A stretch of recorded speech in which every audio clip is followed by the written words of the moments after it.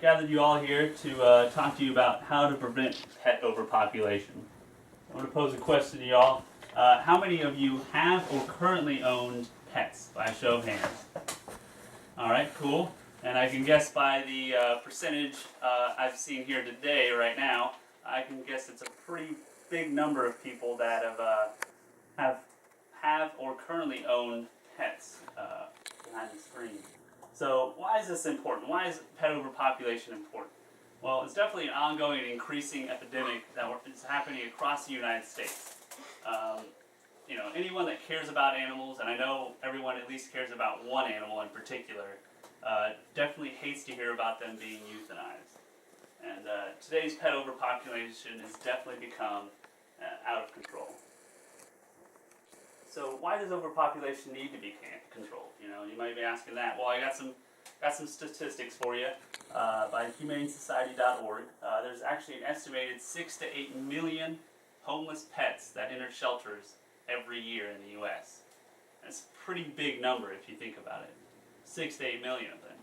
And 2.7 of those are actually euthanized every year.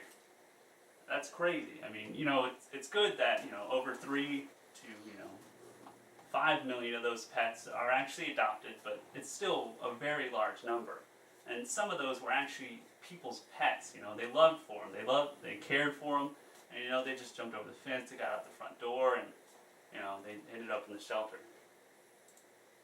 So, you may be asking yourself, how can I help? I got all this information, but, how do I actually help? Well, you can start by spaying and neutering your pets. And I'm going to go to the next slide for some, more information on that. A lot of people are taken aback by spaying and neutering. They think to themselves, it's not natural, it's not good for the dog. Well, in actuality, it's actually very good for the dog. A study done by the USA Today states that male dogs live 18% longer lives, as well as female dogs living 23% longer lives, just by spaying and neutering. I mean, that's a pretty significant percentage there.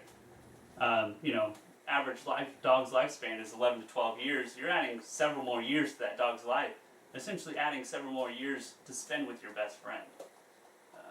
It definitely decreases the pet's urge to wander off. We've all, or some of us here have experienced dog gets out the front door, dog jumps over the fence, and we lose them.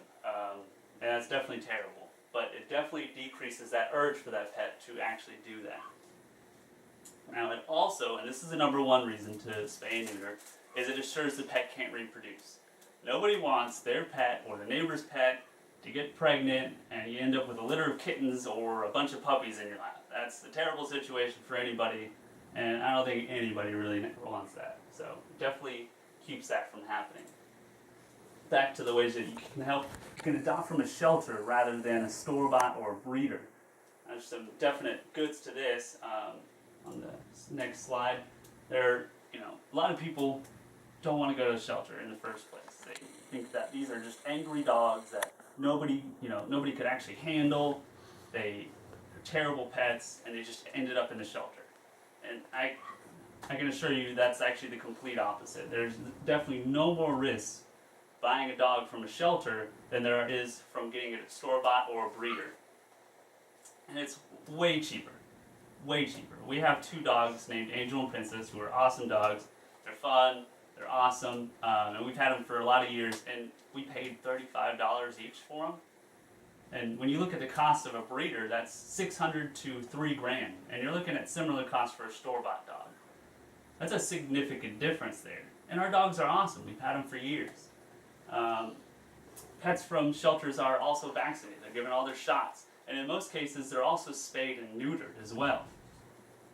And that money, that $35 per dog or pet that you're getting, it doesn't go into somebody's pocket, like in most cases with a store-bought or a breeder. It actually goes right back into the shelter. It helps pay for the next animal that comes to that shelter's food and necessities, and keeping that shelter actually ran. So definitely some benefits to adopting from a shelter.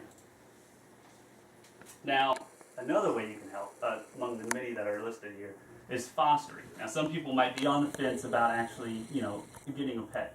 You're not sure if you have the time or, you have the space for a pet. And so fostering allows you to essentially be a shelter for pets. It serves two purposes. Fostering allows you to find a forever home for that pet, as well as advertising. A shelter always can't, advertise for these things. They don't have the resources to actually advertise every single pet that comes in there. In fostering, you can put this on Facebook, social media sites. You can tell your friends, hey, I got an awesome dog or pet that's looking for a forever home. And this also allows you to test out owning a pet. Can I actually handle a pet or several pets? And all at the same time, a third benefit, you're helping out the community. You're lowering that 2.7 million dogs that are euthanized annually. So you're definitely lowering that number. Now, some of you cannot own pets. That's totally fine. You got too small of an apartment, you don't have a backyard, you don't have enough money or time. And so definitely a big way that you can help is help spread awareness on pet overpopulation. It's a big thing, and a lot of people don't know about it. I'm sure everyone that's gathered here didn't know about all this information 6 minutes ago. And so it's definitely a big thing, and it definitely needs to be brought out and told to people. And that's a big way that you can help. Tell your friends and your family. So just a general overview of what I've talked about here, because it's a lot of information. A lot of information to put out to y'all. You now know you should definitely go get your pets spayed and neutered. It's a definite benefit, and it helps them live longer. Adopting from a shelter is way better than a store-bought.